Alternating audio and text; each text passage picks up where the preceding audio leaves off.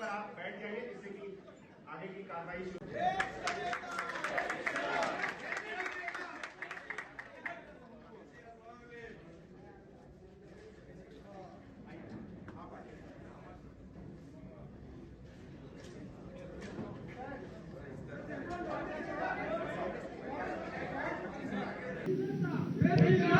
जरा बात ए नगेश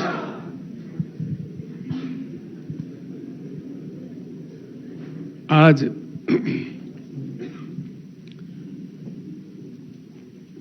भारत के भविष्य को बदलने के लिए, भारत के सोच विचारधारा को बदलने के लिए एक संकल्प लेके भारत राष्ट्र समिति पार्टी का प्रस्थान शुरू हुआ है।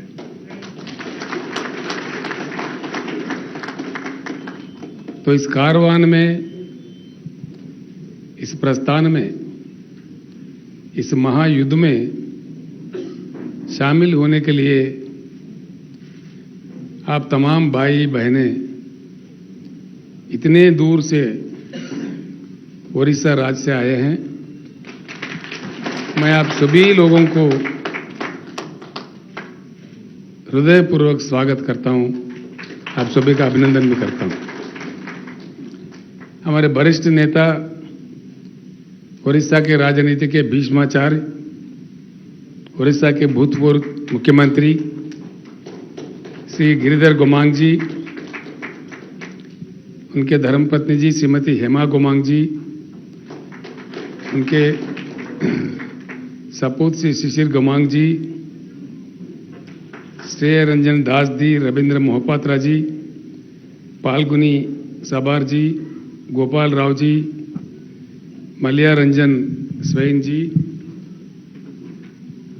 और हमारे वरिष्ठ नेता जयराम पंगी जी, बहुत सीनियर नेता है जयराम पंगी जी, और उनके साथ ही आए हुए राजेश पुत्रा जी, जनार्दन महंती जी, दिनेश नायर जी, सुधीर सारंगी जी, सामंत कोहरा जी, प्रताप चौधरी जी, चन्नू मुदुली जी, हरीश चंद्र गैलरी जी, युधिष्ठिर नायक जी और नारायण राव जी, और साथ में काफी एक्स एमएलएस भी वरिष्ठ नेता लोग आए हुए हैं। मैं उन सब का भी स्वागत करता हूं, अभिनंदन करता हूं।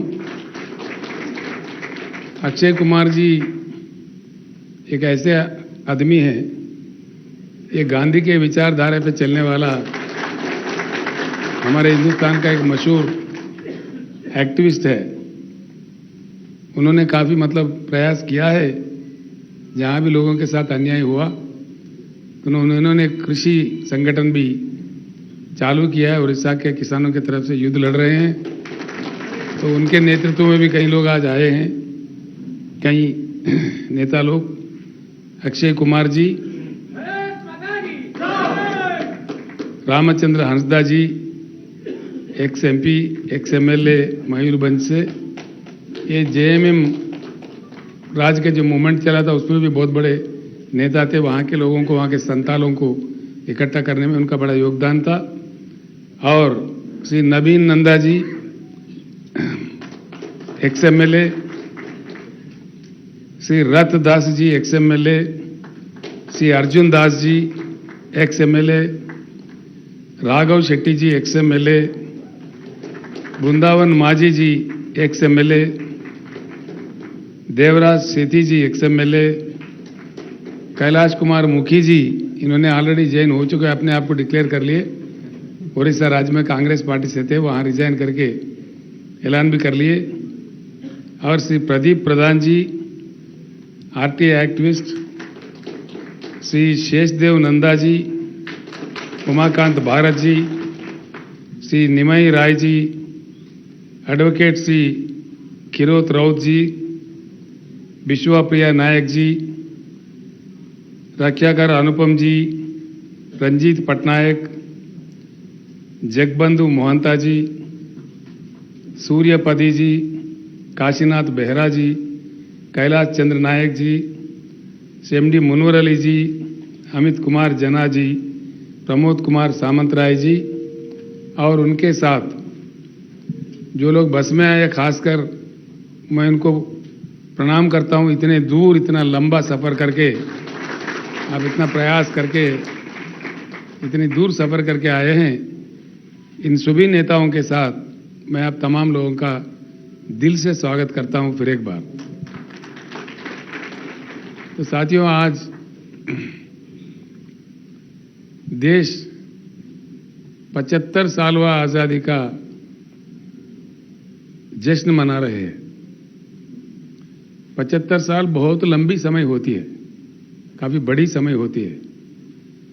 इसमें 2 जनरेशन खत्म होकर तीसरा जनरेशन का जीवन चलता रहता है, ऐसा एक स्थिति है।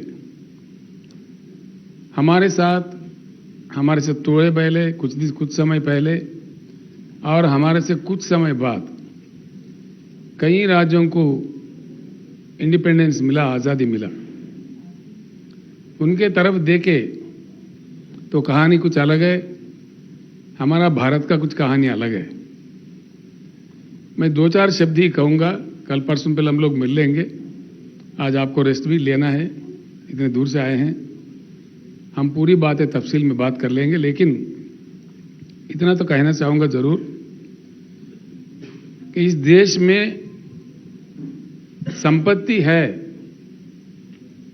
अमेरिका से भी ज्यादा, चाइना से भी ज्यादा, दुनिया के किसी भी अन्य देश से ज्यादा। ये बिना किसी शक के मैं कह सकता हूं। मैं भी 50 साल से राजनीति में हूं। मैं एमएलए था, एमपी था, मंत्री था, केंद्रीय मंत्री था, चीफ मिनिस्टर भी हूं। कई चीज मैंने देख चुका है, अध्ययन भी कर चुका है। ये मैं बड़ी जिम्मेदारी से कह रहा हूं। संपत्ति इतनी है कि अमेरिका से भी ज्यादा, चीन से भी ज्यादा हमारे पास संपत्ति है। लेकिन आज दुनिया में अमेरिका की जगह क्या है, चीन की जगह क्या है और हमारा इंडिया का जगह क्या है? बस एक बात से हम सब कुछ समझ सकते हैं। उड़ीसा से हो, महाराष्ट्र से हो, उत्तर प्रदेश से हो, दक्षिण में हमारे कहीं अन्य राज्य से, कर्नाटक से हो, कहीं से भी हो, भारत के युवा अमेरिका जाने के लिए तरस रहे हैं, तड़प रहे हैं। क्यों? अमेरिका में हमारा कोई युवा जाता है और उनको वहां ग्रीन कार्ड मिल जाता है। उनके माँ बाप यहां इर्द गिर्द के लोगों को बुला के दावत दे रहे हैं, भाई हमारे बच्चे को ग्रीन कार्ड मिल गया।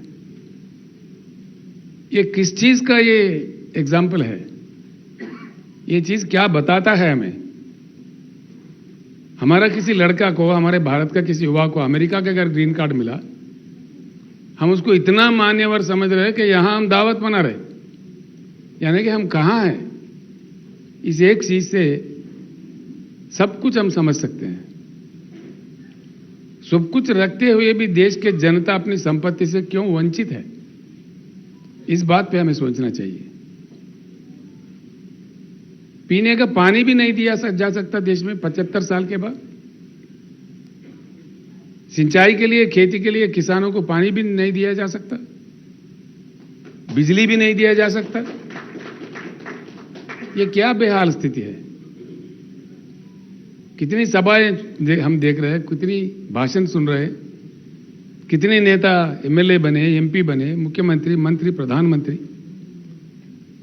कितने सरकारें बदले, कितने रंगों के रंग बिरंगी झंडे भी हमने देखे, लेकिन किसानों का, गरीबों का हालत तो नहीं बदला। सरकारें बदले, नेता बदले, इसका कारण क्या है? इस पे सोचने की बात है।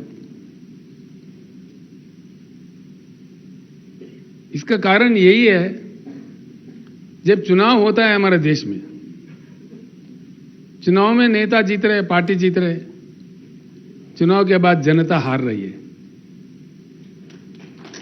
हिंदुस्तान की राजनीति में गंभीर परिवर्तन की जरूरत है कि चुनाव में नेता और पार्टी नहीं, जनता जीते।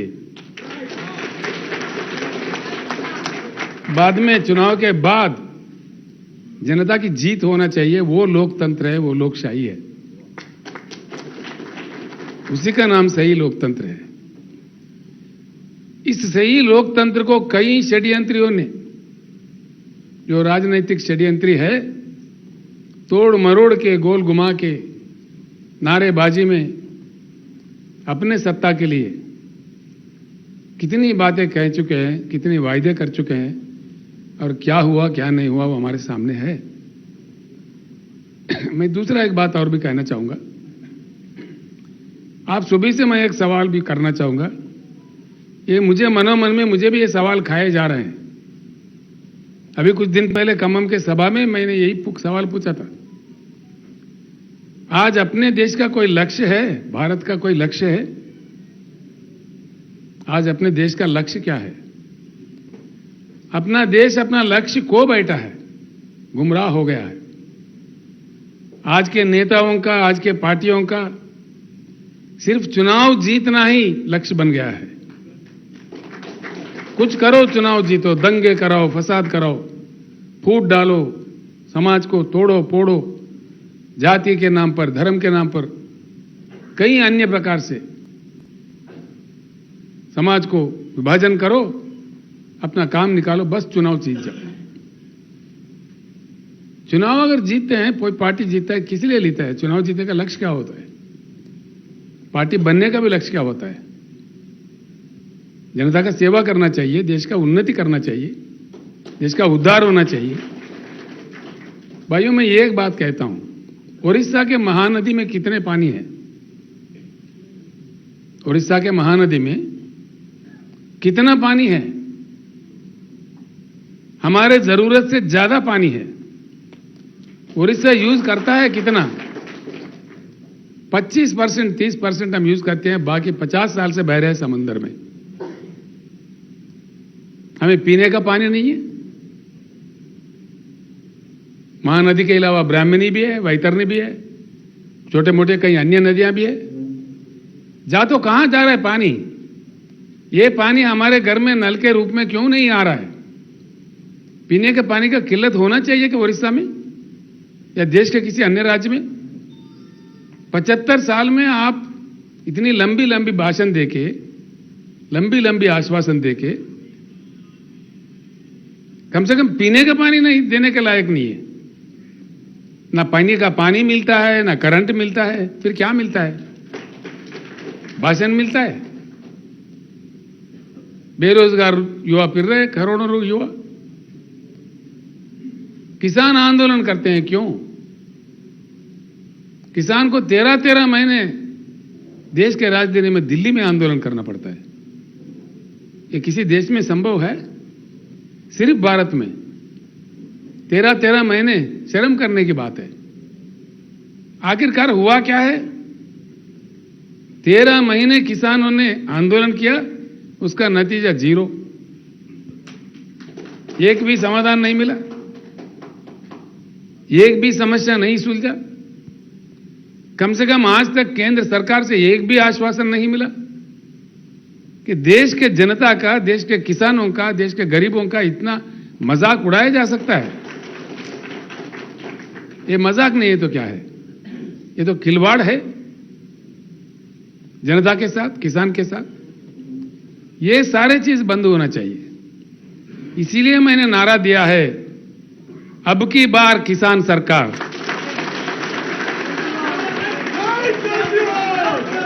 किसान हल चलाना ही नहीं, कलम चलाना भी सीखना चाहिए। आगे चुनाव में हमारा यही नारा होगा। काफी एमएलए हम बना चुके हैं, एमपी बना चुके हैं, मंत्री, मुख्यमंत्री, प्रधानमंत्री, क्या क्या नहीं बनाए। अब हमको ही, किसानों को ही एमएलए बनना है, एमएलए चुनना है और देश का खलमदान संभालना है। चलो तब हम देखते हैं कैसा पानी समंदर से नहीं जाते हुए भूभाग में कैसा नहीं आता, पीने का पानी भरपूर, पेट भर पानी कैसा नहीं आता। मैं एक मिसाल देता हूं भाइयों, आप लोगों को, बहनों। 8 साल पहले तेलंगाना में भी बड़ी किल्लत थी, बिजली का भी, पीने का पानी का भी, सिंचाई का पानी का भी। हर चीज के लिए हम भी यहां तरसते थे। जो मन से काम किए, आज यहां पूरा समाधान मिल गया। तेलंगाना के हर घर में, वो आदिवासी हो, बंजारा हो, या बंजारा हिल के अमीर हो, सभी को एक ही तरह का पानी हर घर में नल के साथ, पूरे घर में, तेलंगाना के 100% घर में शुद्ध पानी, पोर्टेबल वाटर मिलता है। अगर ये बात तेलंगाना संभव में है, तेलंगाना में संभव हुआ है, बाकी पूरे देश में क्यों संभव नहीं है? अगर ये यहां हो सकता है तो उड़ीसा में क्यों नहीं होगा, राजस्थान में क्यों नहीं होगा, मध्य प्रदेश में क्यों नहीं होगा, देश के किसी अन्य जगह क्यों नहीं होगा? ये धन की बात नहीं है। अब देखिए, महाराष्ट्र राज्य में सबसे ज्यादा आत्महत्या किसान कर रहे हैं आज के समय में। अखबारों में पढ़ते हुए शर्म से हमारा सर झुक जाता है। क्या महाराष्ट्र के पास धन की कमी है? तेलंगाना तो महाराष्ट्र से कमजोर है। यहां किसान की आत्महत्या हमने बड़ी प्रयास करके, कृषि क्षेत्र को खड़ा करके, थोड़ी सुधार लाके यहां आत्महत्या हमने बंद किया। यहां से जो माइग्रेशन था, पलायन था लोगों का, 50% लोग पलायन होते थे महबूबनगर जैसे जिले से, सारे वापिस आ गए, सारे ही लोग वापिस आ गए। और आज किसान तेलंगाना का आत्महत्या नहीं कर रहे, बिल्कुल नहीं कर रहे, अपने सर उठा के जी रहे हैं। ये तेलंगाना में संभव है तो महाराष्ट्र में क्यों नहीं, उड़ीसा में क्यों नहीं? ये धन की बात नहीं है, मन की बात है। धन की कमी नहीं है, मन की कमी है। इच्छा शक्ति होना चाहिए, राजनीतिक इच्छा शक्ति होना चाहिए, पॉलिटिकल कमिटमेंट होना चाहिए।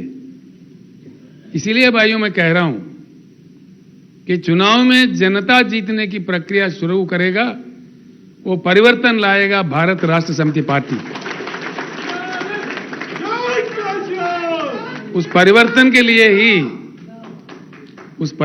लिए ही देश का परिवर्तन चाहते हुए उच्च गुणवत्ता वाला परिवर्तन, क्वालिटेटिव चेंज लाने का प्रयास शुरू हुआ है और ये प्रस्थान विजय प्राप्त करेगा, मुझे पूर्ण विश्वास है।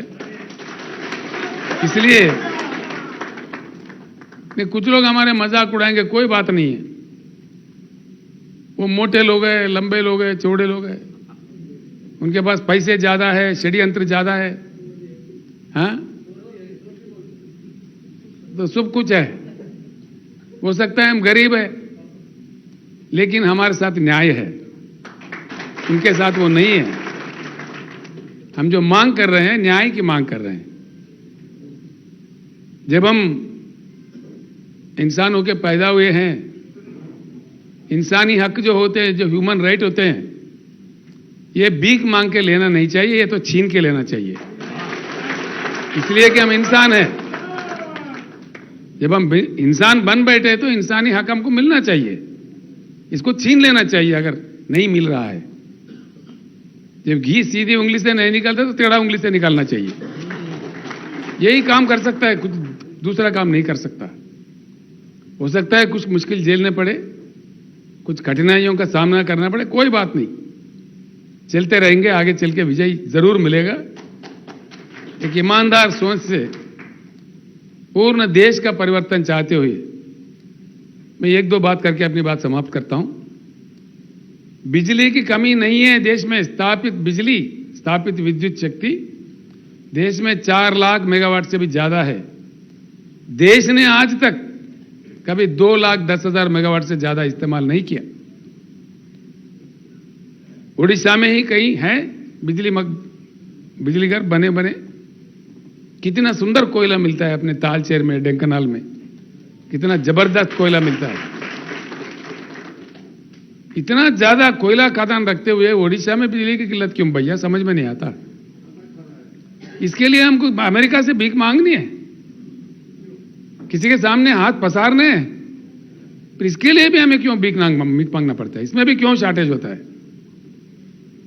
जो संपत्ति, यही कह रहा था, संपत्ति हमारे पास है। हमारे तालचेर में, हमारे ढेंकनाल में कितना जबरदस्त वर्ल्ड क्लास कोयला है। तो क्या हो रहा है उस कोयला का? आज जो नीति चल रही है देश में, जो जहां नुकसान आता है ठोक दो जनता पे। socialization of the losses, privatization of the profits. समझ गए आपने? आज जो हो रहा है देश में, मैं आपसे ही कह रहा हूं, socialization of losses and privatization of profit. जहां नुकसान हो रहा है बता दो, नुकसान हो रहा, गैस बढ़ाओ, तेल बढ़ाओ, पेट्रोल बढ़ाओ, जनता का जेब काटो.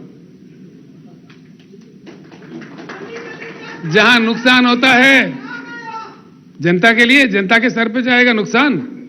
जहां फायदेमंद चीजें दो, अदानी को दो, अंबानी को दो, टाटा को दो, बिरला को दो. This is what is happening in this country. यही तो चल रहा है. इस विश्व वलय से, इन षड्यंत्रियों से देश को बचाना है, देश को निकालना है. काफी समय हो चुका है. इसी के लिए शुरू हुआ है भारत राष्ट्र समिति. यह अभी चल पड़ा है. कभी कभी मुझे भी आश्चर्य होता है जिस प्रकार का मुझे टेलीफोन्स आ रहे हैं, जिस प्रकार का रिस्पांस मिल रहा है बहुत राज्यों से. आपने तो कई वरिष्ठ लोग, नेता लोग, कई बार जयराम पंगी जी जो 3-3 बार 4-4 बार एमएलए रह चुके हैं, एमपी भी रह चुके हैं, मंत्री भी रह चुके हैं. गोमांग जी का तो लाजवाब नेता है. उनके बारे में मुझे बताना अच्छा नहीं रहेगा इनके लिए. इतना उड़ीसा में कोई ऐसा आदमी ना हो उनको नहीं जानता.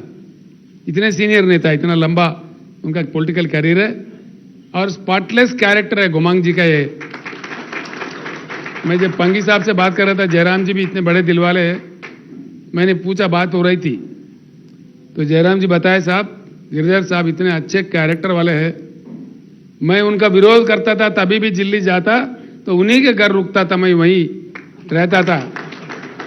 ये हमारा प्यार है. मतलब इतने महान इनका कैरेक्टर है. अब इतने सारे लोग आए हैं, मुझे बहुत हिम्मत बढ़ी है. 1000 हाथियों का हिम्मत आज मुझे आया है. तो इतने ज्यादा लोग इतनी दूर से, उड़ीसा से इतना कष्ट उठा के आपने हैदराबाद आए. ये हमारे भाग्य है कि आप इतने लोग बीआरएस दफ्तर में कदम रखे हैदराबाद में. ये अच्छी बात है, अच्छी शुरुआत है. जरूर हमको विजय प्राप्त होगा, देश परिवर्तित होगा. आज जो जनता वंचित है अपने संपत्ति से, देश की संपत्ति से, पूर्ण संपत्ति से जनता मिलेगा. किसानों को अपना हक मिलेगा. हर चीज को, हर सेक्शन को हम साथ लेके एक महान भारत, सुहान भारत का निर्माण करने के लिए निकल पड़े हैं. उसका सपना हम देखते हैं. कल फिर हम मुलाकात करेंगे वहां पे. मैं आपसे मिलता हूं. आप कुछ चीजें देखना चाह रहे. अक्षय जी मुझे कह, लास्ट बस में आ गए? अच्छा आ गए, अभी आ रहे जी. जी 5-7 मिनट और बोलना है. क्यों? ठीक है, कल बोलेंगे वहां पे. नहीं अभी बहुत थके हुए हैं लोग. फिर कल एक बार से काम करने वाले, पार्टी अगर चुनाव जीतता है वही जनता की जीत होती है. तब जाके जनता, पहली बार मैं एक बात करके अपना बात समाप्त करूंगा. हमारे जो आदिवासी भाई है, हमारे जो दलित भाई है, क्या स्थिति है उन लोगों का? आज भी लड़ना पड़ता है. Doctor B.R. अम्बेडकर का सिद्धांत अगर आजादी के शुरुआत से अमल किया होता, आज ये स्थिति हिंदुस्तान में नहीं रहता. अभी हमने यहां पे एक स्कीम चालू किया है, दलित बंधु. कल आपको बता देते हैं जिनको प्राप्त हुआ उस स्कीम के माध्यम से, उनसे आपको मिला भी देते हैं. हर दलित घराने को, यहां 17.5 लाख घराने हैं तेलंगाना राज्य में. हर दलित घराने को बिना किसी शर्त के, बिना किसी बैंक लिंक के 10 लाख रुपए दिए जाते हैं. वो चाहे जो चाहे मर्जी कर सकते हैं. बीआरएस का यह नारा है, पूरे हिंदुस्तान में किसानों को मुफ्त बिजली दिया जाएगा. बीआरएस का सरकार बनने पर सिर्फ 2 साल के अंदर जगमगाता हिंदुस्तान के कोने कोने में 24 घंटा बिजली प्राप्त करवाते हैं. जो काम तेलंगाना में हुआ है वो संभव है. हम एकड़ में 10,000 रुपए देते हैं किसान के लिए, निवेश के लिए। किसान बंधु प्रोग्राम में भी पूरा देश में दिया जाएगा। ये मन की बात है, राजनीतिक इच्छा शक्ति की बात है। और दलित बंधु भी हर साल 25 लाख घराने में सारे देश में दलित बंधु भी इंप्लीमेंट होगा। ये कार्यक्रम हम लेके चलेंगे। पानी समंदर में नहीं जाने देंगे, पानी को धरती पर लाएंगे। जो प्यासे लोग हैं उनका प्यास मिटाने के लिए शुद्ध पानी, पीने का पानी पूर्ण रूप से उनको प्राप्त करवाएंगे। मैं एक बात और कहूंगा, आपको आश्चर्य होगा। हिंदुस्तान में कृषि योग्य भूमि इस दुनिया के किसी भी देश से हमारे पास ज्यादा है। हमारे हिंदुस्तान के जमीन है 83 करोड़ एकड़, 83 करोड़ एकड़। अमेरिका हमसे 2.5 गुना बड़ा है, लेकिन उनके पास 29% ही कृषि योग्य भूमि है। चाइना हमसे 1.5 गुना बड़ा है, लेकिन उनके पास कृषि योग्य भूमि सिर्फ 16% है।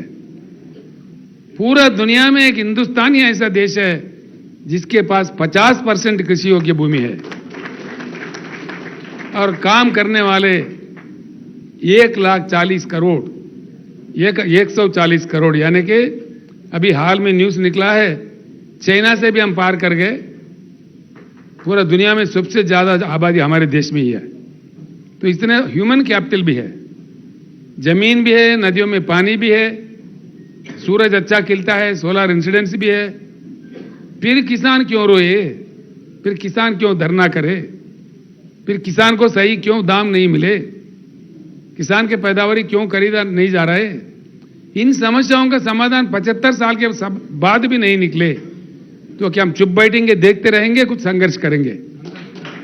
हमें तो संघर्ष करने ही है।